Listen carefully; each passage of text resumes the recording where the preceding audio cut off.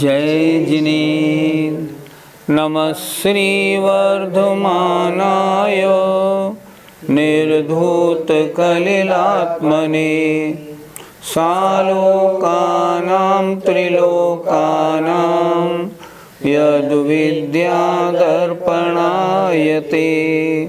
पंच परमेष्टि भगवान की जय। श्रावकाचार्य जी में इस समय 3 गुणव्रतों की चर्चा चल रही है। पहले दिग्व्रत की चर्चा हो गई, 10 दिशाओं में आने जाने का नियम रख लेना, मैं यहाँ तक जाऊँगा, इसके आगे नहीं जाऊँगा।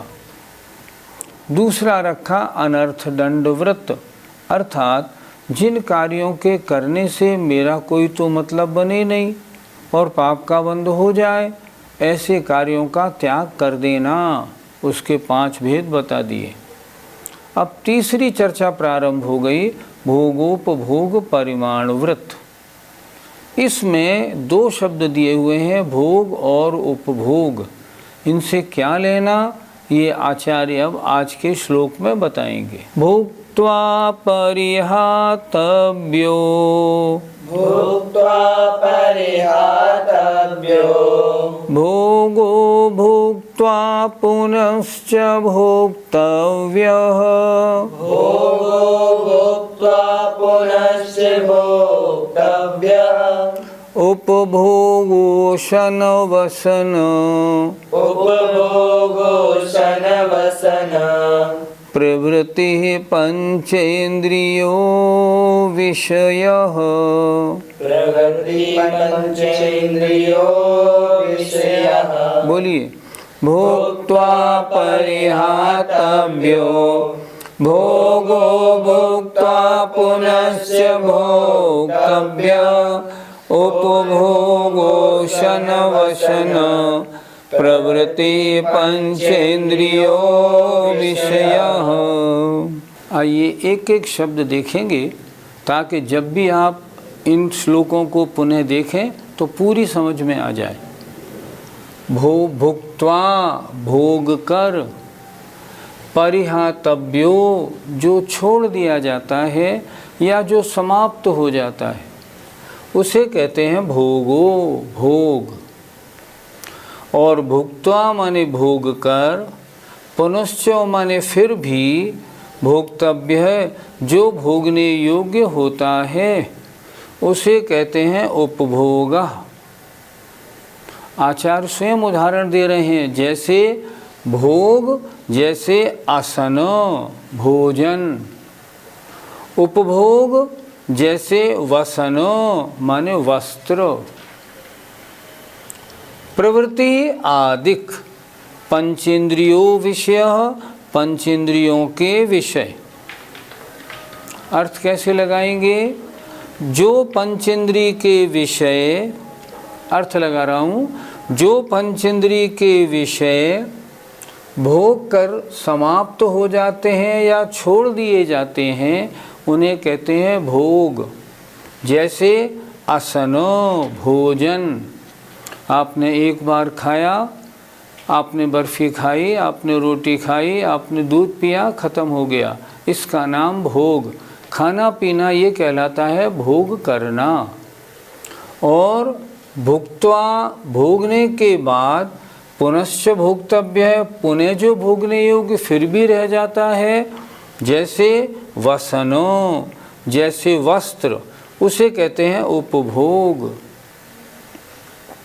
क्या मतलब, जो पंचेंद्रियों के विषय केवल भोगने के बाद समाप्त हो जाते हैं, एक बार भोगे जाते हैं, उन्हें भोग कहते हैं, खाने पीने आदि की वस्तुएं। और जो पंचेंद्रियों के विषय एक बार भोग कर फिर पुनः भोगे जाते हैं, जैसे वस्त्र आदि, वे उपभोग कहलाते हैं। प्रवृत्ति माने आदि, वे उपभोग कहलाते हैं। पंचेंद्रियों के विषय दो प्रकार के होते हैं, जो एक बार भोगने में समाप्त हो जाएं और जो एक बार भोगने के बाद पुनः पुनः भोगने में आते रहें।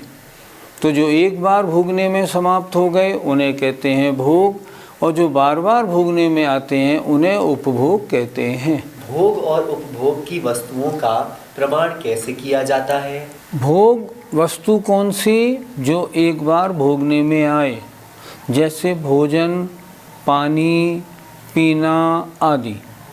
आपने नियम ले लिया, मैं अन्न का भोजन एक बार करूँगा, मैं आज 2 बार पानी पीऊँगा, आज इलायची सौंफ कुछ भी नहीं खाऊँगा। इसका मतलब आपने ये भोग का परिमाण कर लिया। उपभोग का परिमाण आपने कर लिया, मैं आज सुबह सिर्फ 4 वस्त्र पहनूँगा, शाम तक वही 4 वस्त्र पहनूँगा और इसके अलावा कोई वस्त्र नहीं लूँगा। ये आपने उपभोग का परिमाण कर लिया। इस तरह एक बार भोगने की वस्तु का, बार बार भोगने की वस्तु का, दोनों का जो प्रमाण किया जाता है वो भोगो भोग प्रमाण व्रत के अंतर्गत आता है। खाने पीने की वस्तुएं संसार में बहुत सारी हैं, जहाँ जाओ नई नई चीज़ें और देखने को मिलती हैं। उनमें से कौन सी भोगने योग्य है, कौन सी नहीं है, उसकी चर्चा अब आचार्य अगले श्लोक में कर रहे हैं। त्रसोहति परिहरणार्थम, त्रसहति परिहरणार्थम, क्षौद्रं पिशितं प्रमाद परिहृतये, क्षौद्रं पिशितं प्रमाद परिहृतये, मद्यं च वर्जनीयम्, मद्यं च वर्जनीयम्, जिन चरणौ शरणमुपयातैः, जिन चरणौ शरणमुपयातैः। बोलिए, त्रसोहति परिहरणार्थम क्षौद्रं पिशितं प्रमाद परिहृतये, मद्यं च वर्जनीयम्, जिन चरणौ शरणमुपयातैः। त्रस्य हति परिहरणार्थम, हति कहते हैं हिंसा, कहते हैं ना हत्या। त्रस जीवों की हिंसा को दूर करने के लिए, परिहरण माने दूर करने के अर्थम माने लिए, अर्थात त्रस हिंसा से बचने के लिए। क्षौद्रम माने शहद, पिशितम माने मांस, इनका त्याग करे। और प्रमाद को दूर करने के लिए, प्रमाद परिहृतये, प्रमाद को दूर करने के लिए मद्यम शराब को भी वर्जनीयम छोड़ दे। कौन? जिन चरणौ शरणम उपयातहि, जिनेंद्र भगवान के चरणों की शरण को जो प्राप्त हुआ है, अर्थात वह श्रावक। जिनेंद्र भगवान के चरणों की जिसको शरण है उसको प्राप्त करने वाला श्रावक। अर्थात अब बात चल रही थी यहाँ भोग और उपभोग की। भोग और उपभोग किन वस्तुओं का करे, किन वस्तुओं का ना करे। तो यहाँ चर्चा हो रही है भक्ष्य और अभक्ष्य की। क्या चर्चा हो रही है? जिनेंद्र भगवान के चरणों की शरण को जो प्राप्त हुआ है, जो व्रती बना है, ऐसा व्रती त्रस हिंसा को दूर करने के लिए शहद और मांस को छोड़े और प्रमाद को दूर करने के लिए शराब को भी छोड़े। अर्थात ये चीज़ें यद्यपि भोग में आती हैं, फिर भी भोगने योग्य नहीं हैं। क्यों नहीं है? क्योंकि इनके भोगने में त्रस जीवों की हिंसा लगती है। अगर मांस और शहद का इस्तेमाल किया जाए तो, और यदि शराब ली जाती है तो उसमें तो प्रमाद भी बहुत होता है। इसलिए प्रमाद दूर करने के लिए और त्रस्त जीवों की हिंसा से बचने के लिए शराब को छोड़े, और त्रस्त जीवों की हिंसा से बचने के लिए मधु माने शहद और मांस को छोड़े। जो भगवान की शरण में है वो इन चीज़ों का सेवन नहीं करता। पंडित जी, अभक्ष्य वस्तुएं कितने प्रकार की होती हैं? जिन वस्तुओं का भोग किया जाता है वो वस्तु कहलाती हैं भोग। लेकिन भोग करने योग्य वस्तुएं कौन सी ऐसी हैं जो भोग करने योग्य नहीं हैं? उन्हें हम कहते हैं अभक्ष्य, जो नहीं खाने योग्य हैं। अभक्ष्य 5 प्रकार के होते हैं। एक त्रस हिंसाकारक, बहुस्थावर हिंसाकारक, प्रमादकारक, अनिष्ट और अनुपसेव्य। राजवार्तिक में आचार्य अकलंग स्वामी ने अभक्ष्य के 5 भेद कहे हैं। गुरुजी, त्रस हिंसा से बचने के लिए व्रती को क्या करना चाहिए? आचार्य ने श्लोक में ही लिखा है, त्रस हिंसा से बचने के लिए शहद और मांस को छोड़ दे और शराब को भी छोड़े। शराब में 2 दुर्गुण हैं। एक तो त्रस्त जीवों की हिंसा भी होती है और नशे में आदमी भूल जाता है अपने आप को, प्रमादकारक भी है। पहला उन्होंने कहा शहद खाना छोड़ दे। शहद क्यों छोड़ दे?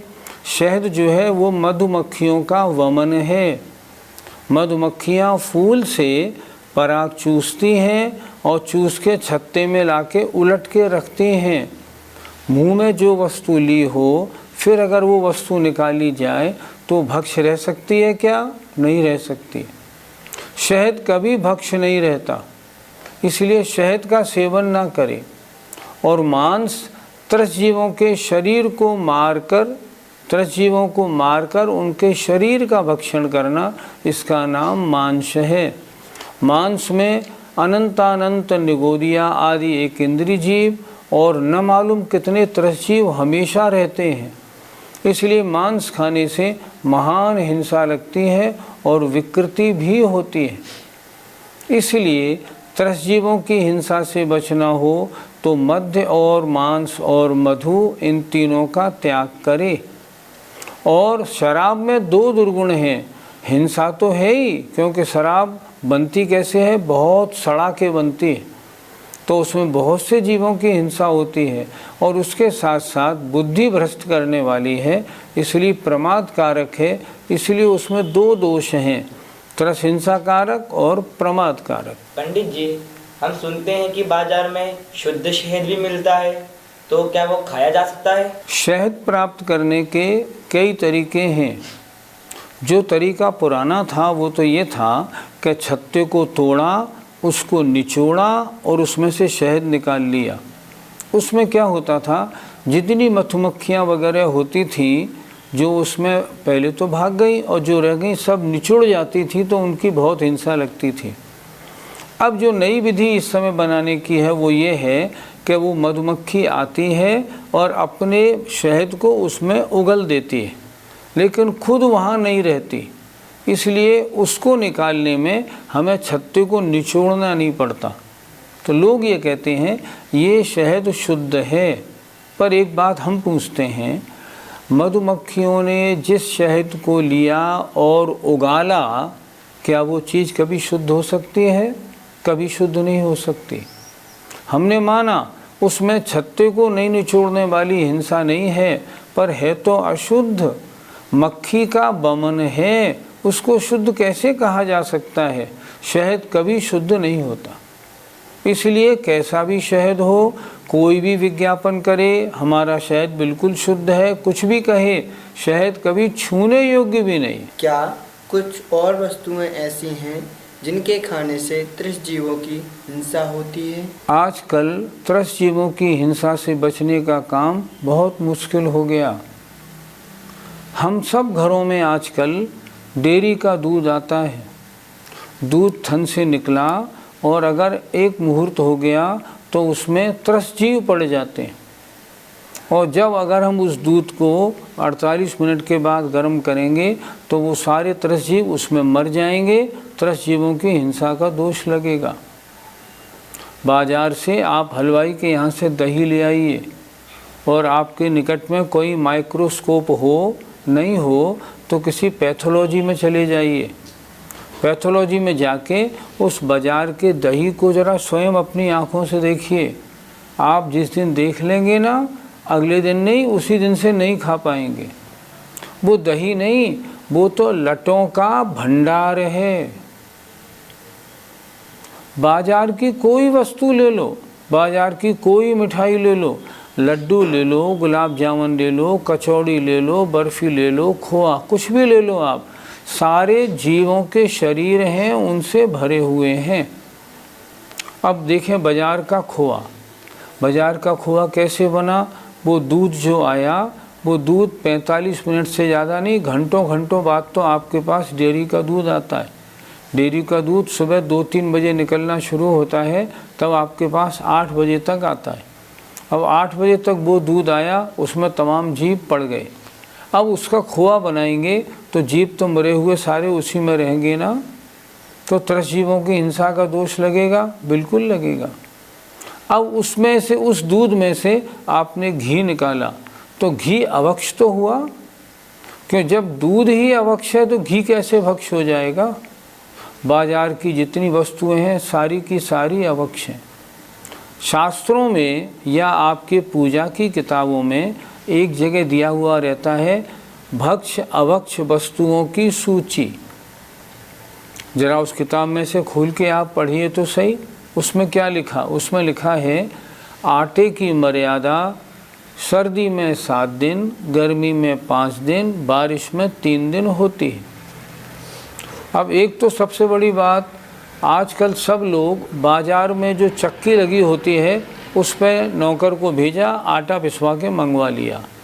वो तो हमेशा अभक्ष ही है, उसकी तो कोई मर्यादा नहीं, क्योंकि ये बाज़ार की आटे की चक्कियाँ, इन्हें कौन साफ़ करता है? कोई साफ़ नहीं करता। कायदा क्या कहता है? गेहूँ आया, आपने गेहूँ को धोया, धोने के बाद सुखाया, जब सूखा तो अपने घर में आप चक्की लाइए, चक्की में आपने आटा डाला और आटा पीस लिया। अब आजकल सर्दी के दिन है मान लो, तो आप कितना आटा पीसें? जो 5-6 दिन चल जाए। मर्यादा 7 दिन की है, पर आटा कितना पीसना है? जो 5-6 दिन चल जाए। आपने 5-6 दिन का आटा उसमें पीस लिया, पूरी चक्की को अपने हाथ से बुरुश से साफ़ किया, चक्की को पोंछ के रख दिया, ताकि 5-6 दिन बाद फिर निकाला और फिर उसमें ले लिया। लेकिन कितने लोग हम में से ऐसे हैं जो इस बात का विवेक रखते हैं और घर में चक्की रखते हैं? अधिकांश लोग तो बाज़ार से आटा मसाला सब खरीद लाते हैं, सब अभक्ष है, सब में त्रस्त जीव पड़े होते हैं। दूर मत जाइए। हम पानी, कौन पानी छान के पीता है? आजकल नया शौक़ चल गया, बिस्लेरी की बोतल मंगा ली, आरओ का पानी ले लिया और बिना पानी छाना और उसको पी लिया। इसको नहीं छाना, त्रस्त जीव तो इसमें है। त्रस्त जीव कहाँ से आए? ये तो ऊपर का पानी आरओ का निकला हुआ है, इसमें जीव नहीं है। आरओ का पानी नीचे इकट्ठा हुआ और त्रस्त जीव पड़े। त्रस्त जीव के पड़ने में कितना टाइम लगता है? उबले हुए पानी में 24 घंटे लगते हैं, पर जो उबला हुआ पानी मान लो है, कहीं से आया है, वो छाना तो नहीं है ना उन्होंने, तो उसमें सारे त्रस्त जीव उसी में पड़े हुए हैं। हम जैनियों के 3 नियम हैं। जिनेंद्र भगवान का दर्शन रोज करें, पानी छान के पिएं और रात्रि भोजन ना करें। पर इनमें से एक भी व्रत का आजकल अच्छी तरह पालन नहीं हो रहा। हमारे कितने लोग ऐसे हैं जो अपने बच्चों से, हर बच्चे को रोज़ कहते हैं बेटा पहले मंदिर जाओ फिर भोजन करना। बच्चे को स्कूल जाना है बड़ी जल्दी, गाड़ी आ गई है, रिक्शे वाला आ गया है, जल्दी भेजो जल्दी भेजो, मंदिर का काम सब छूट गया। दूसरी बात, उसकी बात तो वहाँ तक गई, हम लोगों की क्रियाओं में भी सब गलत। मंदिर कोई जाते हैं कोई नहीं जाते, जाते हैं तो मन नहीं लगता, 5 मिनट को गए और आ गए, इससे क्या होता है? भाव सहित मंदिर जाएं, भगवान की अभिषेक पूजा करें, ये हमारा पहला नियम था। पंडित जी, शुद्ध दूध लाएं तो उसकी मलाई का कितने दिन तक घी शुद्ध माना जाएगा? बड़ा अजब प्रश्न आपने कर लिया। आजकल मैं स्थान स्थान पर जाता हूँ, शुद्ध भोजन के नाते जिनके यहाँ भोजन करने जाता हूँ उनसे पूछता हूँ, बहन जी आपने ये घी कैसे बनाया? वो कहते हैं भैया हमारा बेटा स्वयं दूध अपने हाथ से लाता है, उसे गर्म करके उसकी मलाई का बनाते हैं। बहन जी मलाई कितने दिन की? कोई कहता है 4 दिन, कोई कहता है 5 दिन। आप सोचो तो सही, मलाई की मर्यादा 24 घंटे की। 24 घंटे बाद उसमें जीव पैदा हो जाते हैं। अब अगर आप 2 दिन 3 दिन और 4 दिन की मलाई अगर लेंगे और उसका घी बनाएंगे तो अशुद्ध मलाई है, शुद्ध घी कहाँ से बन जाएगा? अगर आपको मलाई का घी बनाना है ना तो 24 घंटे के अंदर बनाएं। देखिए आज सुबह का दूध गर्म किया उसकी मलाई, आज शाम के दूध की मलाई और कल सुबह के दूध की मलाई निकाली और कल सुबह ही उसका घी बना लिया दोपहर तक, तब तो आपका घी सही है। अन्यथा आपका घी बिल्कुल अशुद्ध है, व्रती के खाने योग्य नहीं है। जय जिनेंद्र।